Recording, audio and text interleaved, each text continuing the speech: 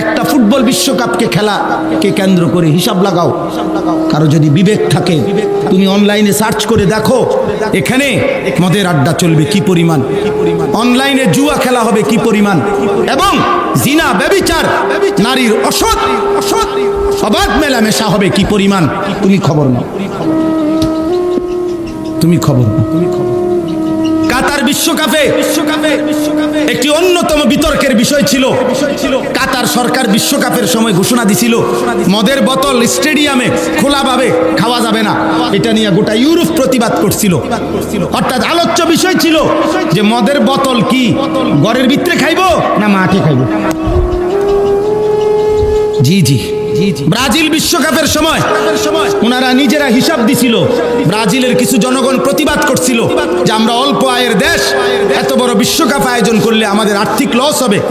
Brazil সরকার তখন হিসাব দিছিল, আমি নিজে পত্রিকায় দেখছি যে হিসাবের মধ্যে তাদের আয়ের যে খাত দেখাইছে তার মধ্যে একটা খাত হইল এই বিশ্বকাপ খেলা উপলক্ষে 1.5 মাসে যে পরিমাণ নারী হোটেল ভাড়া নিবে জিনা আর ব্যভিচার আর বেশ্যাবৃত্তির জন্য, এটার মধ্যে বিশাল বড় আর্থিক টাকা আসবে। আমরা বুঝি না, আমরা চাঁদের দেশে থাকি না, আমরা পৃথিবীতে থাকি। বলো আমার একটা ছেলে ভাই, বলো বিবেক যদি থাকে আমার ভাই, বলো ব্রাজিল আর্জেন্টিনার সাথে আমাদের দিন ধর্মের কোন সম্পর্ক আছে? আচ্ছা রাখেন, এটা বাদ দেন। আমাদের রাষ্ট্রের, আমার এই মাতৃভূমি বাংলাদেশের আর্থিক সামাজিক পরিবেশগত যেই কোন উন্নয়ন অগ্রগতির সাথে ব্রাজিল আর্জেন্টিনার কোন সম্পর্ক আছে? তো তাহলে আমি কেন ব্রাজিল আর্জেন্টিনা আমার প্রিয় হলো কেন? আমার একটা জিনিস বুঝাও, বাদ দাও আখেরাত, বাদ দাও ইসলামী দৃষ্টিকোণ। বাংলাদেশের উন্নয়নের ক্ষেত্রে, বাংলাদেশের আর্থিক, বাংলাদেশের সামাজিক বলেন কি সেটা ভাই? দেশের রাষ্ট্রের উন্নয়নের ক্ষেত্রে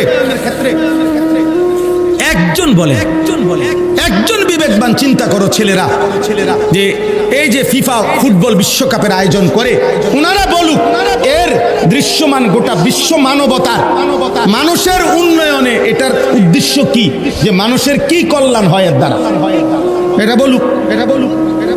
কথা বুঝেন নাই?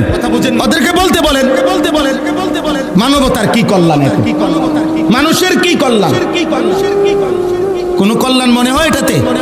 কি কল্যাণ? 3টা দেশে মিলে এবারের বিশ্বকাপ, 3 দেশেই 3টা উদ্বোধনী অনুষ্ঠান হবে। 3টা উদ্বোধনী অনুষ্ঠানে পৃথিবীর সারা নর্তকীরা নাচবে। তাইলে ফুটবল খেলার সাথে নর্তকীর উলঙ্গ অর্ধুলঙ্গ নাচের সাথে কি সম্পর্ক, আর এর দ্বারা মানবতার উন্নয়নের কি সম্পর্ক? বলেন, এটা কি চারিত্রিক উন্নয়ন হবে না আর্থিক উন্নয়ন হবে? কি হবে? কিছুই হবে, কিছুই গুনাহ। আর কি? আর কিছু গুনাহ। আখিরাত বরবাদ হবে, আখিরাত বড় হবে। এজন্য মদের আড্ডায় যাইও না বাপ, জুয়ার আড্ডায় যাইও না, নেশার আড্ডায় যাইও না। পচা জিনিস আবর্জনা মানুষ ফেলে দেয়। এই জন্য যে ছেলেরা চরিত্র নষ্ট করছো, আখলাক নষ্ট করতেছো, একদিন ডাস্টবিনের ময়লার মতো এই সমাজ তোমাকে ছুঁড়ে ফেলে দিবে। তোমার দিকে কোনো কুকুর জানোয়ারও ফিরে চাইবে না, করে যা বেটা, বাদ দেবে না, অসভ্য চরিত্রহীন বেটা, বাদ দেবে না, বাদ দে। আল্লাহ আমাদেরকে হেফাজত করেন। ওয়ায়ুতি কুল্লাযী ফাদলিন ফাদলাহু। আল্লাহ তাআলা বলেন দুনিয়ার বিনিময় তো দেব সবকিছু উত্তম, আর আখিরাতে তোমার প্রতিটা নেক আমলের বিনিময়ে সর্বোত্তম বিনিময় জান্নাত দিয়ে দেব। ওয়া ইন তাওয়াল্লাউ, এবার আল্লাহ বলেন, নবী বলেন যদি মুখ ফিরায় নাও আল্লাহর বিধান থেকে, ফা ইন্নী আখাফু আলাইকুম আযাবা ইয়াউমিন কাবীর, তাহলে আমি আল্লাহর পক্ষ থেকে তোমাদের জন্য কিয়ামতের ময়দানের কঠিন আযাবের ভয় করছি। হে আমার জাতি, এই মিথ্যা, চুরি, ডাকাতি, এই জিনা, এই ব্যভিচার, এই মদ, জুয়া, এই গান বাদ্য, মা বোনদের বেপর্দা জীবন, বেনামাজি জীবন, খোদার কসম আল্লাহ বলছে, আমার নবী আপনি বলেন আল্লাহর আযাব আসবে, আখিরাতের আযাব হবে, জাহান্নামের আযাব হবে। আপনারা বলেন ভাই, আমার এই শেষ কথা আপনারা বলেন, ইবলিস আল্লাহর কাছ থেকে বিতাড়িত হলো কেন? নাফরমানির কারণে। নূহ আলাইহিস সালামের কওম পানিতে ধ্বংস হলো কেন? আল্লাহর নাফরমানির কারণে। লূত আলাইহিস সালাম, হুদ আলাইহিস সালাম, শুআয়ব আলাইহিস সালাম, নমরুদ, ফেরাউন, কারুন, হামান, যুগে যুগে প্রত্যেক মানুষ নাফরমান। কেন ধ্বংস হইল? আল্লাহর নাফরমানির কারণে। অতএব পাপ নাফরমানি আমাদেরকে আল্লাহর আযাব নয়। অতএব এই সমাজের যারা আছেন, আলহামদুলিল্লাহ, এতটা গরমে আপনারা এতটা কষ্ট করে বসছেন। সমস্ত ছেলেদের কাছে আমার শেষ অনুরোধ, আব্বা, শেষ আমার কথা, এই জন্য দয়া করে আমার বাপ, আমার ভাই, এই গভীর রাতে আমি তো বললাম আমার মেহমান ভাইরা সবাই আসছেন দেখা আরেকটু বাড়াইলাম।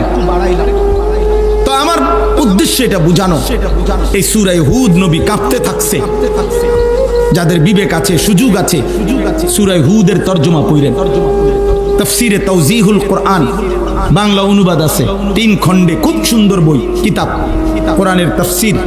বর্তমান বাংলাদেশে বাংলা ভাষায় কোরআনুল কারীমের বাংলা অনুবাদ সবচেয়ে সুন্দর এই কিতাব, তাফসিরে তাওজিহুল কোরআন। অনলাইনে সার্চ করলেও আপনি পাবেন। এই তো 1300-1400 টাকা হবে দাম। কিনে নিলে, তরজমা পড়লে, অনুবাদ পড়লে কলিজা ঠান্ডা হয়ে যাবে, হৃদয়ে ভাবনা আসবে যে নবীজির চুল বুড়া হয়ে গেছে, চুল পাকা ধরে গেছে আযাবের ভয়ে।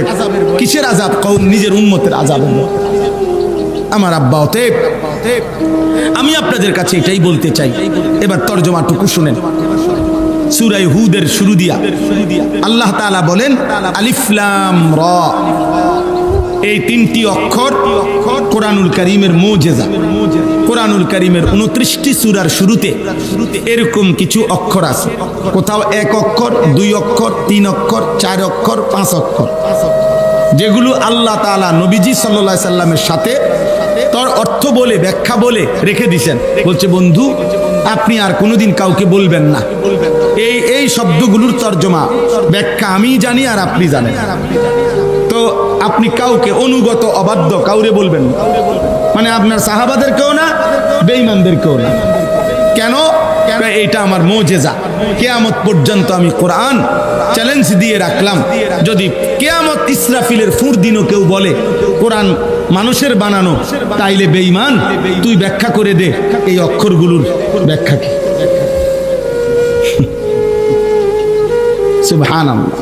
কোরআন প্রতিদিন চ্যালেঞ্জ ছড়ে পৃথিবীবাসীর কাছে যে হে পৃথিবীবাসী, তোমাদের যদি, কারণ মানুষের নিয়ম হলো 2000 বছর আগের শিলালিপি, আজ থেকে 5000 বছর আগের মাটির গভীর থেকে লিখিত কোন পাথরের টুকরা, আঁকাউকি শিলালিপি যেগুলারে কয়, ওই জাদুঘরের মধ্যে থাকে, এগুলোর মর্ম, এগুলোর অর্থ, এগুলোর শব্দ ব্যাখ্যা করতে পারে আধুনিক বিদ্যা, আধুনিক প্রত্নতত্ত্ব 5000 বছর আগের লেখার অর্থ উদ্ঘাটন করতে পারে। 3000 বছর আগের লেখার আঁকি উকি এগুলার অর্থ বাইর করতে পারে। বুঝছেন কিনা? এটা আধুনিক, এই প্রত্নতত্ত্ব বিদ্যা আলাদা বিষয়, কিন্তু এত কিছু উদ্ঘাটন করতে পারছে। আটলান্টিক মহাসাগরের শেষ তলদেশে কি আছে এটা জানে।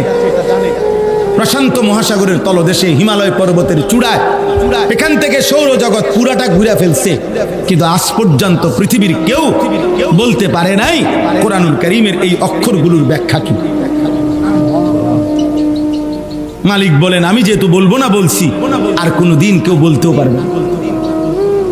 কোরআন মুজিজা, কোরআন মুজিজা।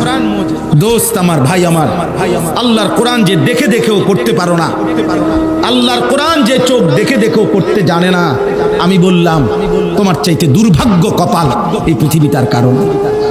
তুমি বদনসিব, তুমি দুর্ভাগা, তুমি মুসলিম পরিচয়ের কলঙ্ক, তুমি মুসলিম পরিচয় অপমান, অপমান। কারণ কোনো কারণ নাই। এখানে আপনারা যারা জেনারেলও আছেন, বুড়া যার বয়স 900 বছর, এমন 900 বছরের কোনো বুড়াও যদি থাকেন, আমি আপনাকেও বললাম খোদার কসম, আল্লাহর কোরআন আপনার জন্য শিখা সম্ভব, সম্ভব, সম্ভব, সহজ, সহজ।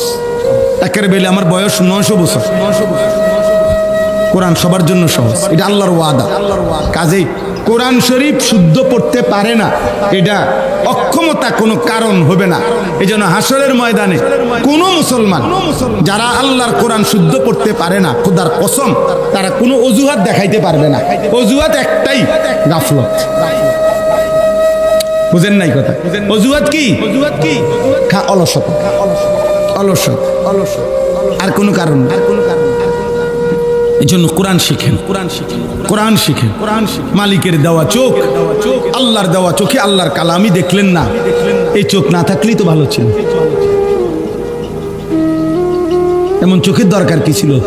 দুনিয়া কামাই করার জন্য না, দুনিয়া তো চোখ ছাড়াও কামাই করেন।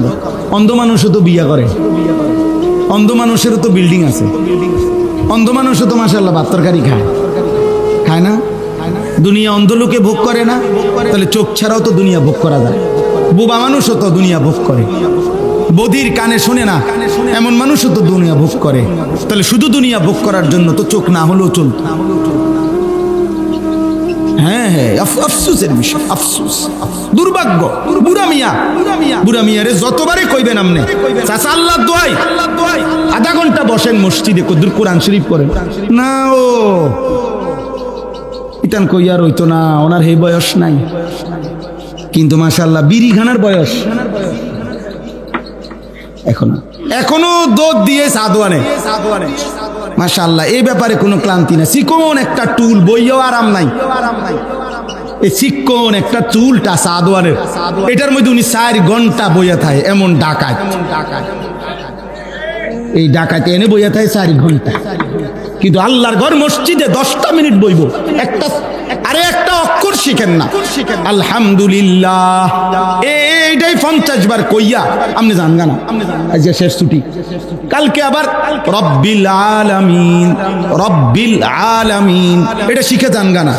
এটাও কি সম্ভব না? আরে কথা বলেন না আব্বা।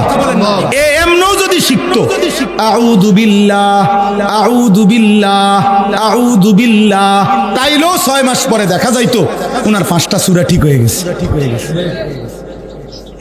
না, ওনার শরীরে দেয় না, শরীরটা শুধু সাদওয়ান, শুধু বন, বিড়ি, সা, আর শুধু গিবত, বদনাম। এই যে এনে বইছে 3 ঘন্টা যাবত, 6 ঘন্টা যাবত একজনের লগে একজন জু উড়াই দিছে। মেম্বার বালানা, চেয়ারম্যান বালানা, এতে বালানা, হেতে বালানা, এতের বেডি বালানা, হেতের বেড়া বালানা, এই মানে বলতেছে অনুভব, কে হুনে কার কথা, কার কার্যা কে করে, কীর্ত করে, শুধু শুধু শুধু শুধু মিথ্যা বললাম, মিথ্যা বললাম। আস্তাগফিরুল্লাহ, আস্তাগফিরুল্লাহ। কি অর্থ আছে? কি অর্থ আছে? আল্লাহর কোরআন শিখেন। আমি তো প্রতিদিনের জন্য বলি, প্রত্যেকটা মসজিদ মাদ্রাসায় আপনারা ফিকির করিলে চারিদিকে এমন বর্তমান বাংলাদেশে আল্লাহর দয়ায় এমন 10 কিলোমিটার, এমন 5 কিলোমিটার জায়গা সারা বাংলাদেশে নাই যেখানে কোনো না কোনো মাদ্রাসা নাই। বুঝেন নাই কথাটা? তো এই যুগে আইসা উনি কেমনে বলবো? আজকে যদি হইতো হুজুর আমার বাড়ি আসিল লাকসাম, মাদ্রাসা হইলো সিটাং, আমি গেলাম হইলে, কিন্তু আমি এত লম্বা খরচ মিলে পারছি না, কিন্তু আমার ঘর এখানে, মাদ্রাসা এখানে।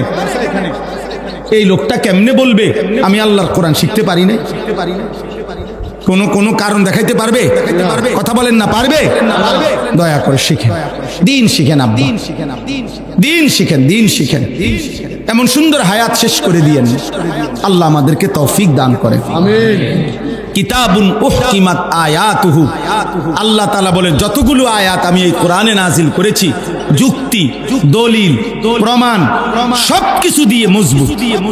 পৃথিবীর সর্বশেষ ব্যক্তি মিলেও একসাথে হয়েও কোন যুক্তি, তর্ক, কোন গবেষণা, কোনো কিছু দিয়ে আমার কোরআনের একটি সিদ্ধান্তকে ভুল, অযৌক্তিক, অবাস্তব, অপ্রাসঙ্গিক প্রমাণ করতে পারবে না। উহকিমাত অর্থ হলো মজবুত। এই জন্য পৃথিবীর যত জায়গায় যত নাস্তিক, যত মুরতাদ, যত আল্লাহদ্রোহী, সর্বযুগে যত নারী কিংবা পুরুষ আল্লাহর কোরআনের বিপরীত কোনো মতামত যুক্তি দেখাইতে চায়, ওরা মূলত তার কাছে এটা ভুল প্রমাণিত হয়েছে এই জন্য না, ওই নির্ধারিত কোনো বেঈমানের টাকা খেয়ে এই জন্য ওই টাকা হালাল করার জন্য এই কথা বলতেছে, আর কোনো কারণ নয়তো ওই বেঈমান জানে যে কোরআনের মধ্যে তার বাপ না তার 14 গোষ্ঠী একত্র করিল এখানে কোনো আঙ্গুল বসাইতে পারবেন। কোরআন মজবুত। কোরআন কি? সুম্মা ফুসসিলাত মিন লাদুন হাকীমিন খাবীর। আল্লাহ বলেন অতঃপর আমি আল্লাহর পক্ষ থেকেই এই কোরআন 23 বছরে বিতাফসিল বিস্তারিত পূর্ণাঙ্গ আমার বন্ধুর কাছে পৌঁছানো হয়েছে। কে পৌঁছাইছে? আল্লাহ। আল্লাহ দেখেন, আল্লাহ তাআলা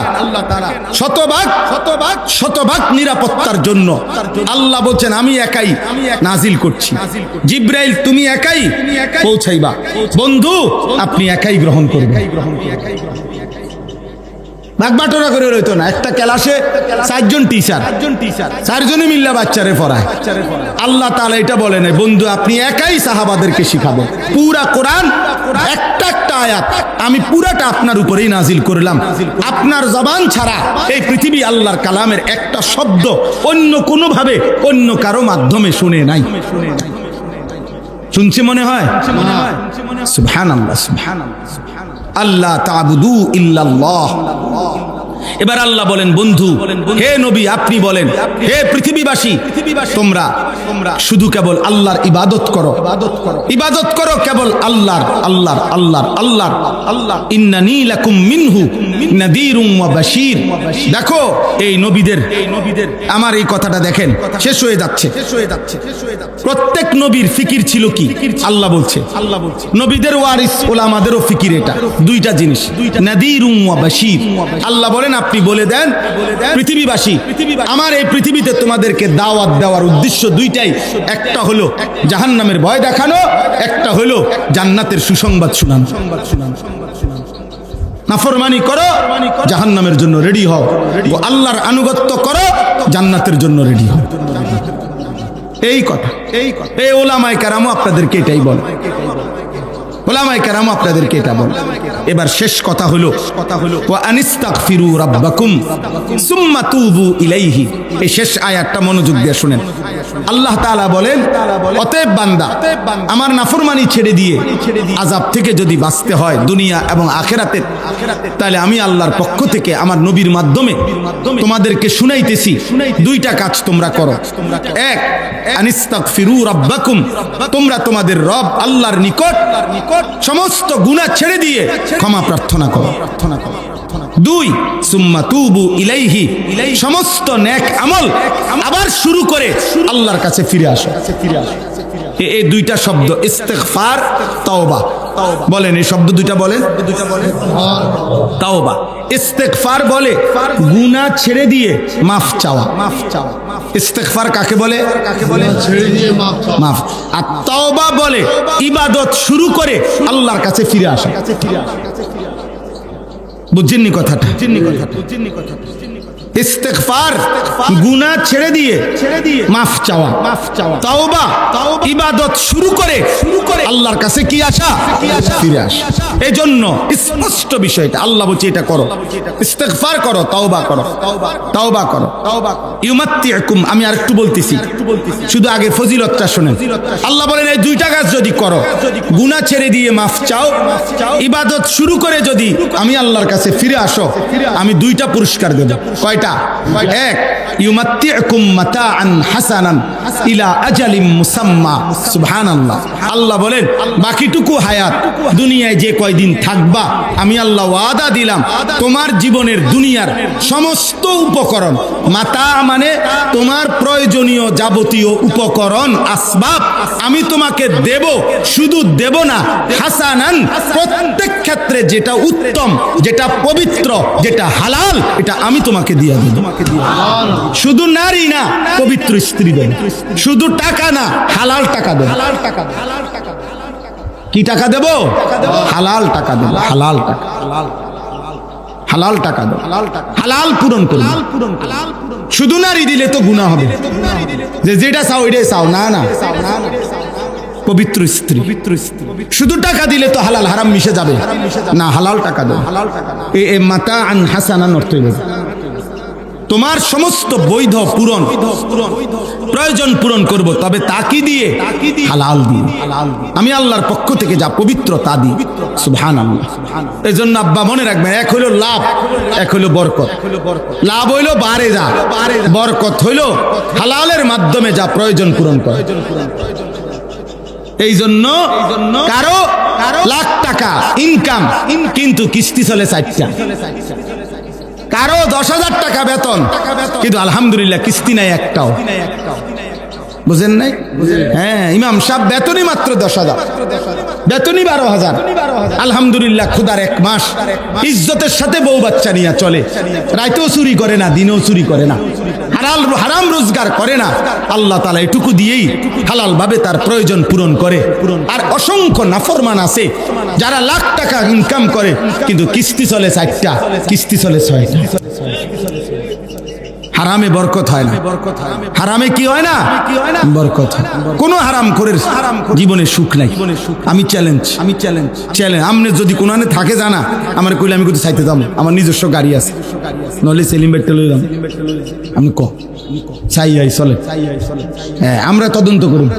আমি চিনি হারাম করে জীবন অসংখ্য অসংখ্য আমাদের কাছে দোয়া চায়, যখন বাচ্চার মতো কাঁদে, বাচ্চার মতো কাঁদে। 400 কোটি টাকা, 1000 কোটি টাকা, কিন্তু কষ্টের কথা আমরা জানি। হারাম কর সুখে না, হারাম কর কি নাই, সুদখোর সুখে নাই। কোরআনে আল্লাহ বলছে সুদখোর, আমি স্পষ্ট তোর সাথে যুদ্ধ ঘোষণা করলাম। ঠিক আছে, আমি তোর লগে যুদ্ধ করব, দেখি নাফরমান তুমি তোমার হারামে অভাব পূরণ করবা, আর আমি আল্লাহ বললাম আমি তোর অভাব পূরণ করব না, দেখি তোর কোন আব্বা আমি আল্লাহ থেকে তোরে হেফাজত। কোরআনের আয়াত, ফাযানু বিহারবিন মিনাল্লাহ। সুদখোরের বিরুদ্ধে যুদ্ধের ঘোষণা দিছে কে? আল্লাহ আমাদেরকে হেফাজত করে। দুনিয়া হালাল চাই ভাইয়া, আমরা বুঝি আব্বা। হ্যাঁ হ্যাঁ, এই সবাই দিনদার যারা হালাল পথে চলে, হুজুর বলেন আর সাধারণ মানুষের মধ্যে, ওরা বেকুব এই কারণে না, ওরা আখেরাতের কারণে। আপনি বেকল ঠাউরাইয়েন না, বুঝেন নাই কথাটা? আমি বেউকুফ না। হ্যাঁ হ্যাঁ, বাটপারি সিটারি করিলে এটা সবাই বুঝে, এটার জন্য বিরাট কোনো ডিগ্রি লাগে না। 3টা কমলা ফসা দিয়া 1 ডজন কমলা কেমনে বেচতে হয়, এটা ভিক্টোরিয়া কলেজের ডিগ্রি লাগে না, ওই সিটারের লগে থাকলে হয়। এই বাটফারের লগে 2 দিন থাকলে আপনি বুঝবেন কেমনে ফসাটা দেয়। 100 গ্রাম গোস্ত কম দিয়া 1 কেজিটা ধরে রাখতে হয় কেমনে, এইটার জন্য আপনি ঢাকা ইউনিভার্সিটি ফরম লাগতো না, ওই বাটফারের লগে আপনি কয়দিন থাকলে বুঝেন নাই কথাটা? এটা না বুঝার কি আছে? 1 লাখ টাকা দিলে কত টাকা সুদ আইব, এটা বুঝার জন্য বুঝি ডিগ্রি লাগে? হ্যাঁ বলেন, এটার জন্য কোনো ডিগ্রি লাগে না।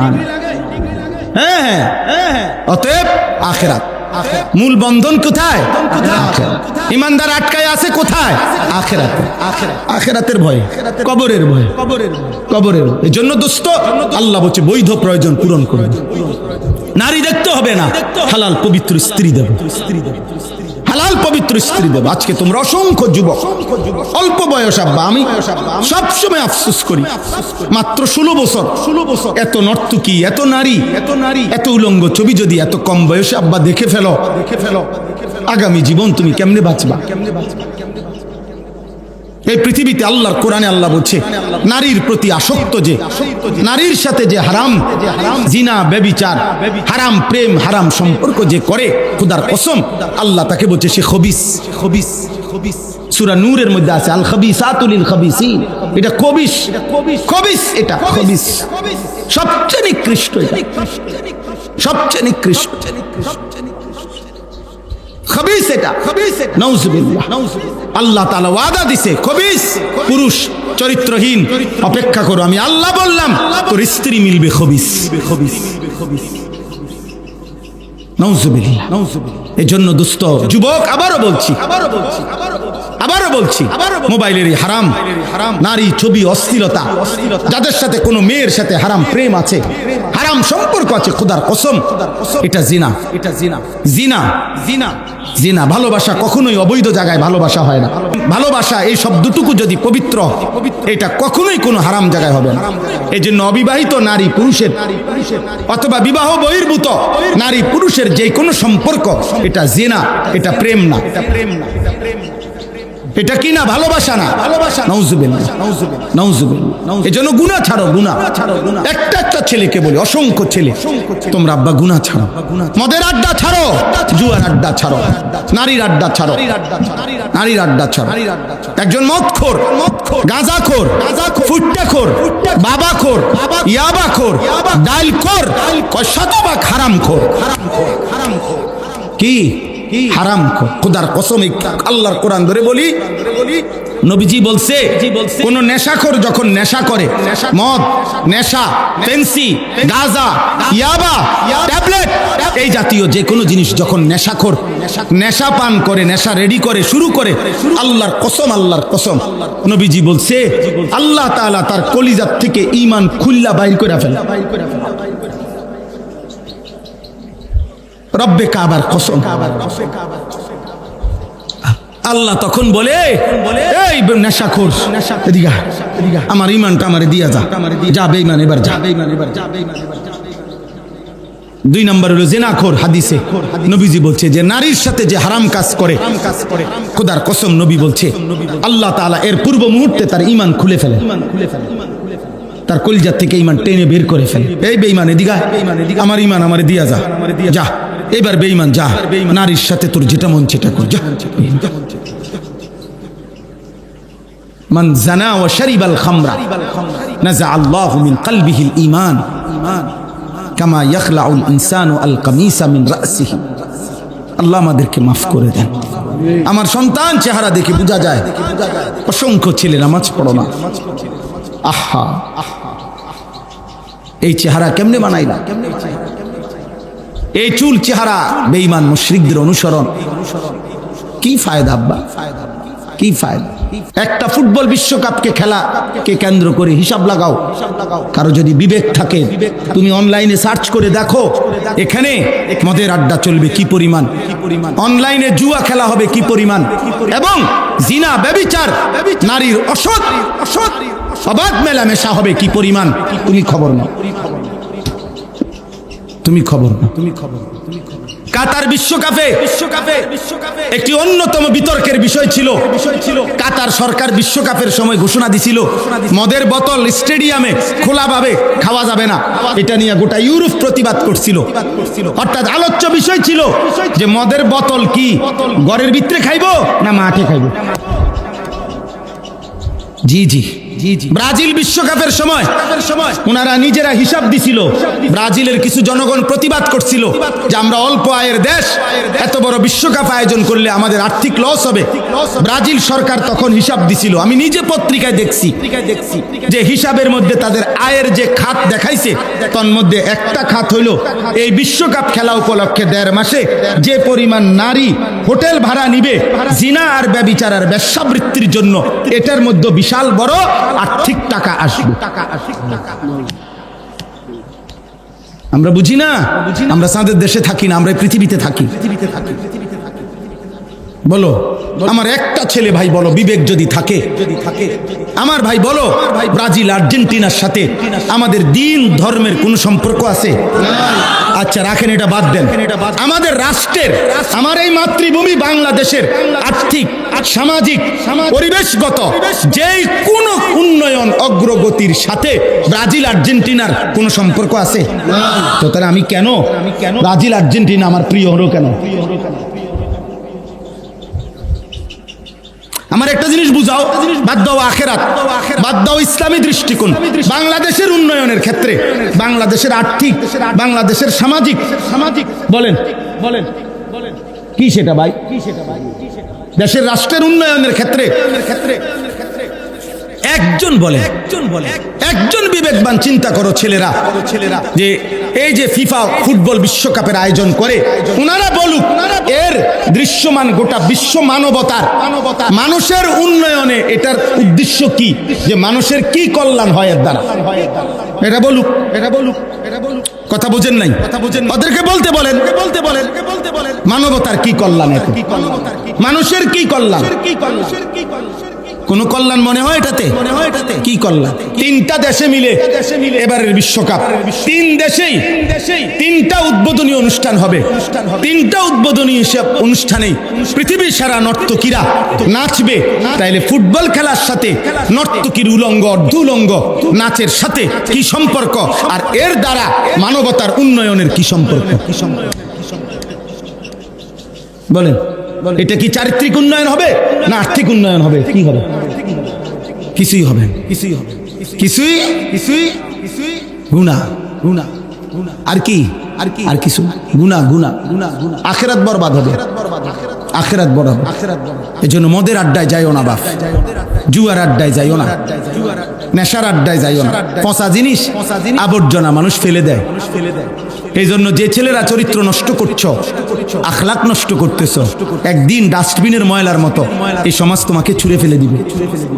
তোমার দিকে কোনো কুকুর জানোয়ারও ফিরে চাইবে না, করে যা বেটা, বাদ দে বেটা, অসভ্য চরিত্রহীন বেটা, বাদ দে বেটা, বাদ দে বেটা,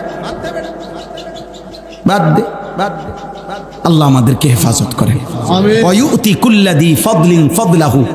আল্লাহ তাআলা বলেন, দুনিয়ার বিনিময় তো দেব সবকিছু উত্তম, আর আখিরাতে তোমার প্রতিটা নেক আমলের বিনিময়ে সর্বোত্তম বিনিময় জান্নাত দিয়ে দেব।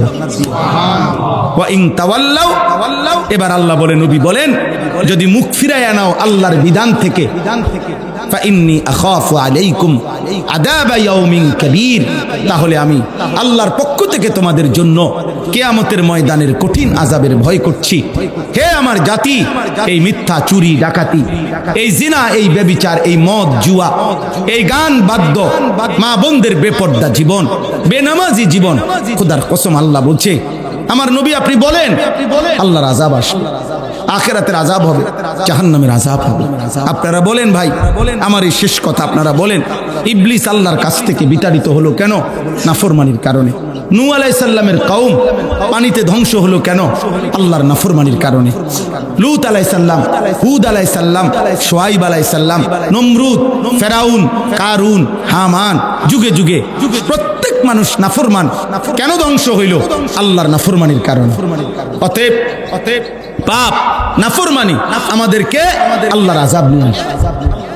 অতএব এই সমাজের যারা আছেন, আলহামদুলিল্লাহ, এতটা গরমে আপনারা এতটা কষ্ট করে বসছেন, সমস্ত ছেলেদের কাছে আমার শেষ অনুরোধ, আব্বা, শেষ আমার কথা, প্রত্যেকেই একটা নিয়ত করেন যে ফজরের নামাজ পড়ব। বলেন ইনশাআল্লাহ, বলেন ইনশাআল্লাহ। হাত নামান। আমার একটা কথা মনে রাখবেন, ফজরের নামাজ হলো ভিত্তি, ফজরের নামাজ একজন মুমিনের বুনিয়াদ, ফজরের নামাজ একজন মুমিনের খুঁটি।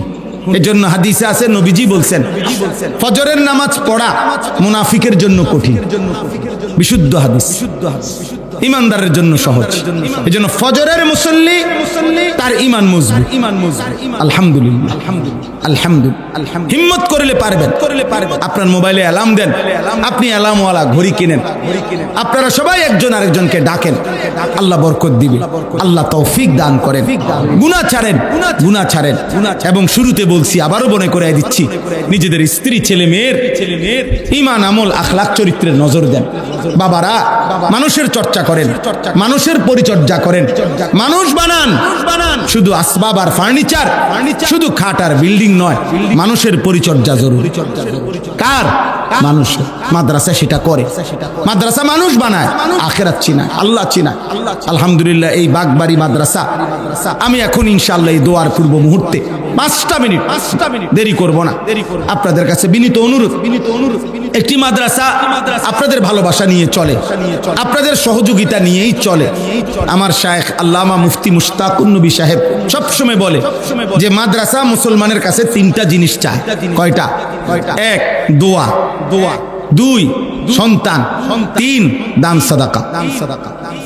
এই তিনটি জিনিস হযরত বলে, তিনটি জিনিস দিয়ে যদি কেউ মাদ্রাসার সাথে সম্পর্ক রাখে, আশা করা যায় হাসরের ময়দানে মাদ্রাসাওয়ালারা ওই লোকটাকে মাদ্রাসাওয়ালাদের সাথে ডেকে নিবে। বলবে আঙ্কেল এদিকে আসেন, আপনি আমগুলোকে দাঁড়ান, আমরা চিনতাম, আপনি আমগো মাদ্রাসায় আসতেন, দান করতেন, সাদাকা করতেন, খোঁজখবর নিতেন। এই জন্য আজকেও আপনাদের কাছে অনুরোধ, 5টা মিনিট এখনই দোয়া হবে। দোয়ার পূর্ব মুহূর্তে কেউ উঠাউঠি করেন না, বরং প্রত্যেকেই যার তৌফিকে কুলা এই মাদ্রাসার জন্য আপনারা যদি একটু সহযোগিতা করেন তো মাদ্রাসার আর্থিক ফায়দা হবে, আপনাদের সন্তানরা দিন শিখবে, আল্লাহর কোরআন শিখবে।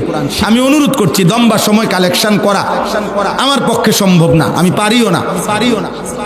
জি, ও মাশাআল্লাহ, আল্লাহ কবুল করেন। সাদের এই দেখেন, আপনারাই দেখেন, তাহলে আপনাদেরই মাদ্রাসার ছাদ ঢালাইয়ের জন্য প্রায় 10 লক্ষ টাকা লাগবে। তো আলহামদুলিল্লাহ, আমরা যদি সবাই সর্বোচ্চ অংশগ্রহণ করি, যেটুকু হয় হবে, আল্লাহই করবে। আমরা শুরু করি, আল্লাহ বরকত দেবে।